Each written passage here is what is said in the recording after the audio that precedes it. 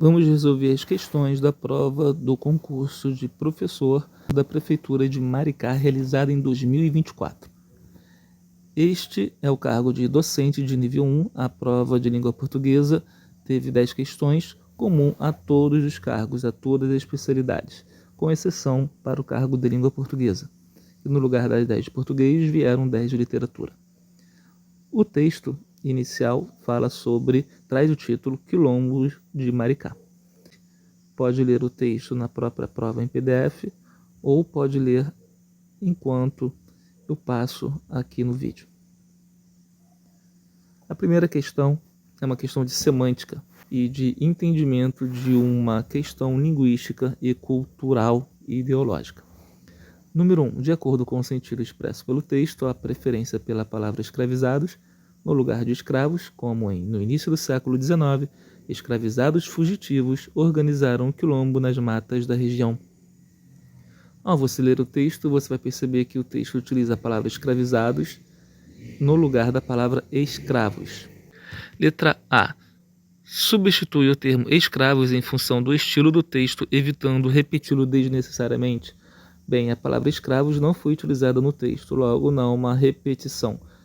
Então, a letra A não possui evidência de acordo com o sentido expresso pelo texto. Essa palavra aqui, essa expressão no enunciado é importante. De acordo com o sentido expresso pelo texto, ou seja, a ideia trazida no texto. Letra B. Comprova a sinonímia que estabelece com quilombolas, evitando confundir com escravos.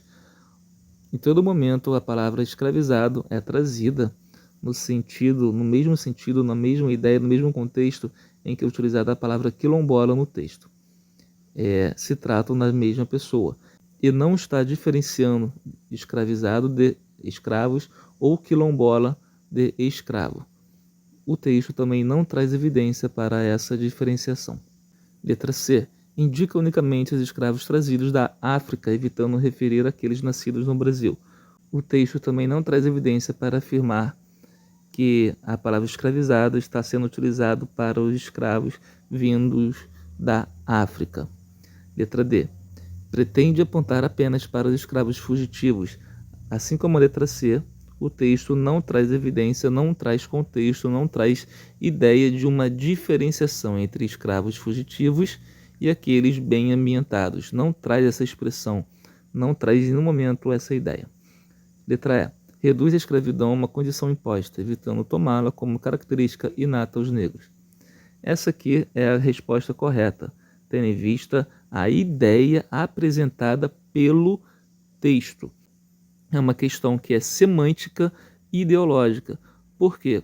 A tentativa dessa mudança de escravo para escravizado é retirar a palavra escravo do uso, que se transformou em substantivo, e antes era também adjetivo, para ser utilizada a palavra escravizado, que vem do verbo escravizar, no seu particípio passado, uma forma nominal que muitas vezes é utilizada como adjetivo, logo uma característica passageira atribuída.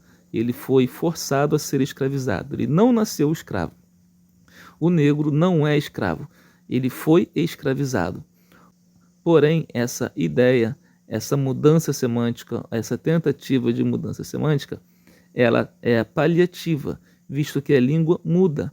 Ela não é garantia de que com o tempo a pessoa, seja na história, seja o negro na história, seja visto não como uma identidade de escravo. Porque na medida que a palavra escravizado também vai sendo usada, vai sendo lida, vai sendo falada, ela também passará a se tornar um substantivo. Evidência disso é quando eu utilizo, por exemplo, atropelado ou atropelada.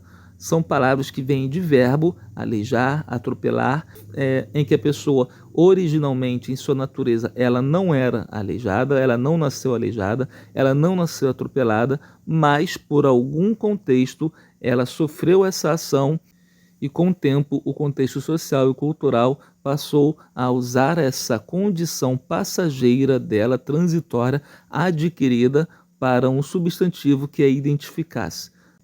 Uma prova de que esse adjetivo ele provavelmente passará também a ser um substantivo com a palavra escravo é se eu pegar a palavra, por exemplo, soldado ou recruta, que são substantivos, e substituir para, por exemplo, militarizado, ou de uma forma em que a condição de militar foi imposta a ele, ou, por exemplo, de alistado, em que ele foi obrigado a se alistar. Com o tempo, as pessoas, ao virem o recruta, o soldado, o alistado ou o militarizado, passará a chamar essa pessoa de olha ali o militarizado, aqui, olha, eu conheço o alistado, eu tenho 2 filhos alistados. Ou seja, esse adjetivo passará a ser substantivo. Não é ideologia, não são pessoas que fazem a língua. A língua ela muda naturalmente de acordo com o contexto, de acordo com a cultura, de acordo com o uso que se vai fazendo da língua.